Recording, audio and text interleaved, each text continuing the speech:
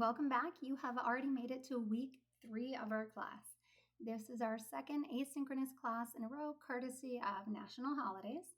And we're focused this week on our second out of the 6 solutions that we're covering in this class. It is finding resources.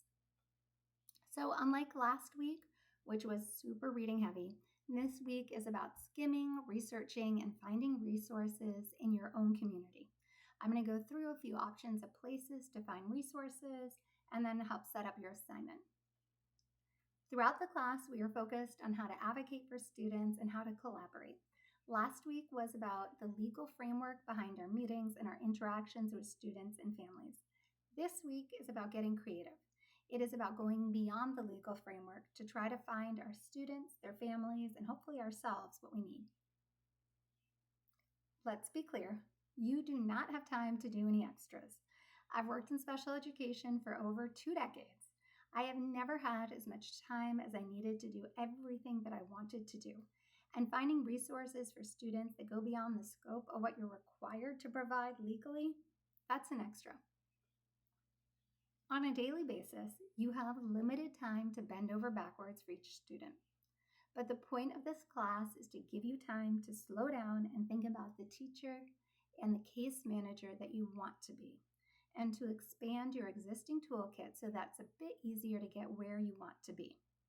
And for this class, that means creating a list of resources that exist in your community. The Student Advocacy Plan Part C is due on Friday night. This is a rough draft. We are going to be workshopping it when we meet on Zoom next week. The assignment itself has 4 parts. Part 1, that's identify at least 10 broad resources, services, networks, and/or organizations that can support students with disabilities and outline what each can offer. You get 0.5 points per resource. The suggested readings and resources for this week are a good place to start. Part 2 says find 4 New Hampshire organizations and then 1 publication. Part 3 is collaboration. Consult 3 colleagues, get 2 resources from them. Part 4 is the analysis, 3 things that you think are covered well in your community, 2 that are not. And then finally, in part 5, just super briefly, connect these to your focus student. Is there anything that's missing for them or well covered? Before I get into resources to help with the assignment and on your syllabus, a quick note on the readings this week. You are assigned chapters 4 and 5 from the Advocates Guide. The 2 chapters focus on instruction, mostly tiered instruction in Universal Design for Learning, or UDL. They are included for this week because there's a lot of excellent national resources and New Hampshire-specific resources for UDL and for tiered instruction. If you don't know this content, go ahead and read it closely. If this content that you are familiar with, these are some great readings for you to skim. Okay, now we are going to go back to resources. So resources, I'm not going to go through the ones that are on your syllabus because they're in your syllabus, but I want to go over some that are not in there.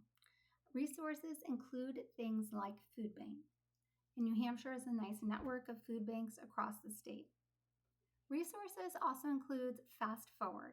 So Fast Forward is an organization that will work directly in children's homes to help stabilize their behaviors. They tend to have a pretty long waiting list, but they do actually work with students. I've got several students who they've supported. Similarly, a resource includes NAMI, that's the National Alliance of Mental Illness. Its New Hampshire chapter can help provide students with mental health supports. And they've got hotlines that you can call at any point. This is one of the great resources to give parents if students are entering into a crisis. And resources also include more broad resources. SpedHelper is my site. I have a lot of free resources up there, but I also give anybody who's in my classes at PSU free access to any materials that you want on the site that are paid. So if you see anything that you want, flag it, and I'm going to put it up on the course resource page. The site started as my attempt to do basically what you guys are doing this week, which was to create a resource toolkit for myself. Another resource is the Assistive Technology Lending Library at the University of New Hampshire. If you have not heard about this, it's seriously cool. They will lend you assistive technology for free. It's awesome. However, iPads, they give you labels to ship back. If you get any other technology from them, you have to pay for the return shipping. So it's free minus return shipping. I just discovered that one.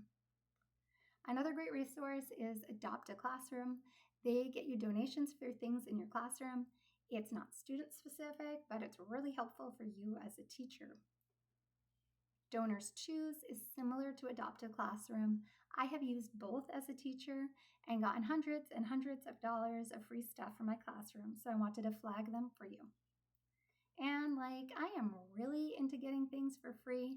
I'm putting a link in the module to a blog post that I wrote on how to get things for free, with links to a lot of places that will give you free stuff as a teacher. Okay, now I've got 2 slides that are not relevant to this assignment at all, but the resources that I wanted to flag for you. In the module outline, I've got these sites. So these 5 sites are all tools for evaluating and finding good educational technology programs. A lot of the educational technology that's sold to teachers is absolute crud, but very expensive. All 5 of these are different approaches to figuring out what educational technology is actually effective. And then the next slide, also not directly relevant to your assignment, is a list of 6 different sites on where to find interventions. Because we are supposed to know and have them as teachers, but that is often easier done than said. The links are in the module.